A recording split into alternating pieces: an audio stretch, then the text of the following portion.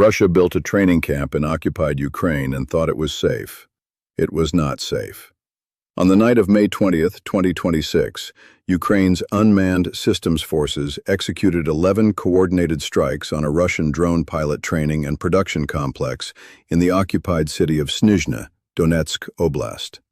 When the operation was over, the 2,484 square meter facility, a building that housed drone assembly lines, warhead production equipment, a command post, and the sleeping quarters of 65 military cadets, was destroyed.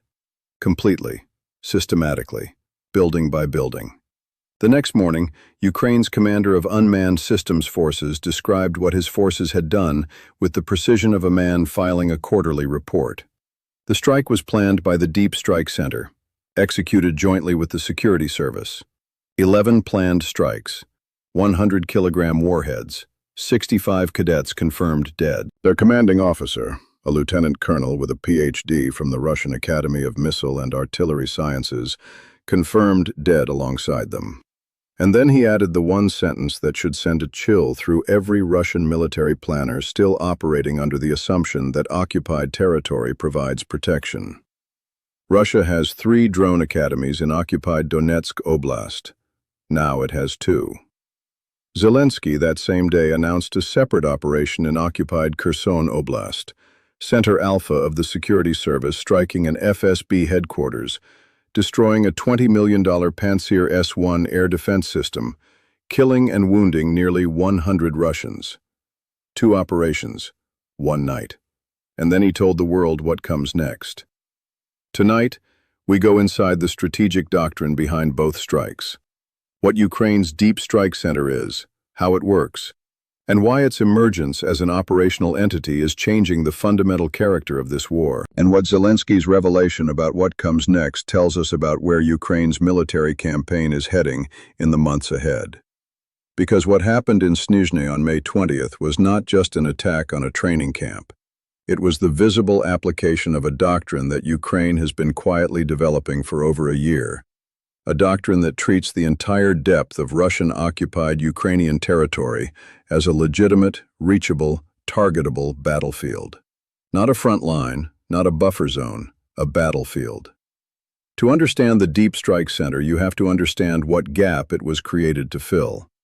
For the first 2 years of Russia's full-scale invasion, Ukraine's deep strike capacity was primarily focused on 2 categories: short-range FPV drones hitting Russian positions within a few kilometers of the front line, and long-range strikes, using Ukrainian-produced Paleonitsia missiles and modified Soviet-era cruise missiles, reaching hundreds or even over 1,000 kilometers into Russian territory to hit oil refineries, military depots, and energy infrastructure.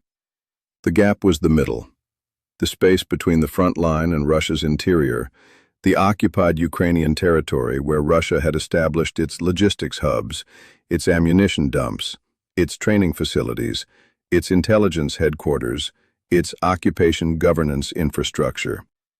This territory was close enough to the front to be militarily relevant, but far enough from Ukraine's controlled territory to require planned, intelligence-driven operations rather than reactive frontline engagements. The Deep Strike Center was created to own that space. It is not a conventional military unit. It is a planning and coordination body within Ukraine's unmanned systems forces that exists specifically to identify high-value targets in the Russian rear, conduct sustained intelligence operations to characterize those targets, develop strike packages using mid-range drone systems, and coordinate execution with other military and intelligence entities, including the SBU, the GUR Military Intelligence Directorate, and frontline drone units. The Snizhne operation illustrates the doctrine in its mature form. Ukraine's intelligence services identified the training complex, a facility connected to the Russian Academy of Missile and Artillery Sciences, used by the Sever Akhmat 78th Special Purpose Motorized Regiment. They assessed it. They mapped it. They determined it housed not just personnel, but active drone assembly and warhead production, making it simultaneously a personnel target and a production infrastructure target. They coordinated with the first Center of the Unmanned Systems Forces for execution. And they chose a night when 65 cadets were confirmed to be inside. 11 strikes, 100-kilogram warheads. The complex destroyed room by room. This level of operational precision requires something Russia assumed Ukraine did not have in occupied territory: persistent, reliable intelligence about what is happening inside facilities 60 miles behind the front line. How does Ukraine know what is inside a specific building in a city it does not control? How does it know when 65 specific people are sleeping there? The answer involves a combination of electronic intelligence, signals collection, human networks inside occupied territory, and satellite imagery analysis. Ukraine has been building these capabilities since 2022, often with Western assistance that has included not just weapons, but intelligence sharing arrangements that give Kyiv access to information it could not collect independently. The result is that Russia's assumption of safety in occupied territory has been quietly invalidated. Every training facility, every logistics hub, every headquarters building, every ammunition depot in occupied Ukraine is now potentially under Ukrainian intelligence observation. The Deep Strike Center is sifting through that intelligence, prioritizing targets, and executing operations. And the Snuzhna strike suggests that the prioritization algorithm puts drone training infrastructure very near the top of the list. Why? Because Russia's drone program is not just a weapon. It is the primary mechanism through which Russia has been destroying Ukraine's civilian infrastructure, terrorizing Ukrainian cities, and attempting to break Ukrainian civilian morale. Over 8,000 drones in March 2026 alone. Ukrainian cities losing power, hospitals running on generators, heating systems destroyed before winter. Every drone pilot Russia cannot train is a drone that does not fly. Every training center destroyed is a gap in Russia's future operational capacity. Ukraine is not just defending against the drone war, it is attacking the factory that produces the drone war's human infrastructure.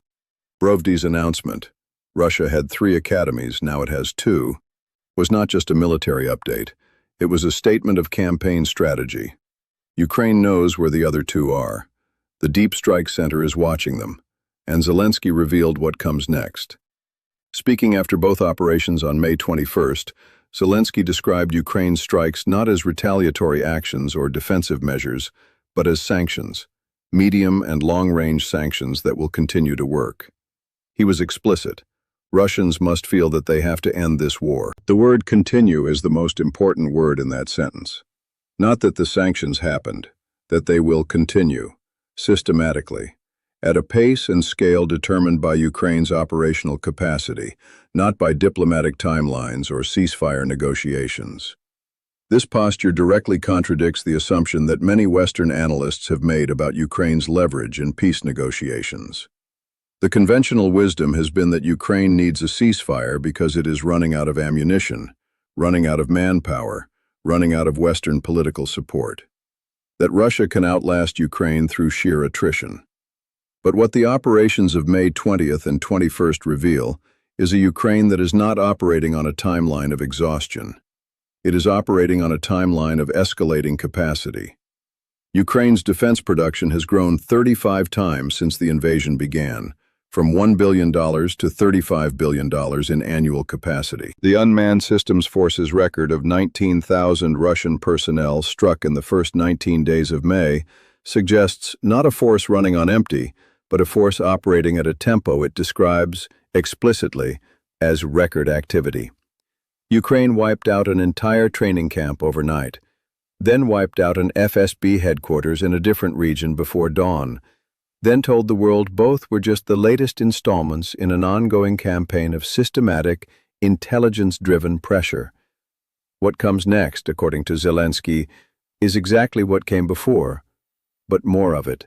Continued strikes on Russia's rear area infrastructure, continued degradation of its training capacity, its intelligence apparatus, its occupation governance, its air defense coverage, continued economic pressure through long-range strikes on oil refineries, energy infrastructure, and military production facilities, and continued refusal to wait for Russia to decide it is ready to negotiate seriously. Putin rejected another ceasefire this week, The Istanbul talks produced nothing.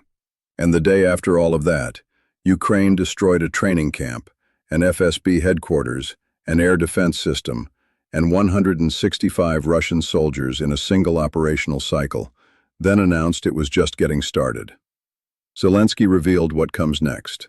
Russia should listen.